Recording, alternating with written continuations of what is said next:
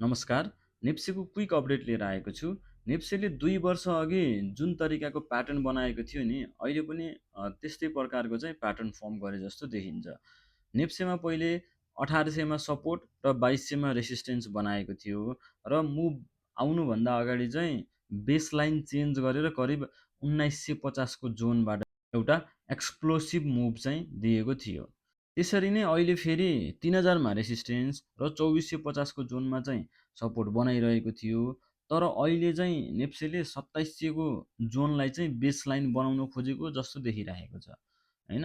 अब overall pattern भ्यालिडेसनको लागि चाहिँ कम्तीमा पनि 3000 को जोन चाहिँ पार गर्नुपर्छ र यदि पहिले जस्तै मुभ आयो भने चाहिँ 50% को मुभले पनि 4000 देखि 4100 सम्म लैजान सक्छ र यदि 1000 पोइन्टकै मुभ आयो भने पनि 3700 सम्म चाहिँ लैजान सक्छ। अब अहिलेलाई चाहिँ इमिडिएट रेसिस्टेन्स भनेको चाहिँ 2800 कै जोनमा छ। अरू अपडेटहरू भनेको अर्को भिडियोमा आउँछ। Thank you.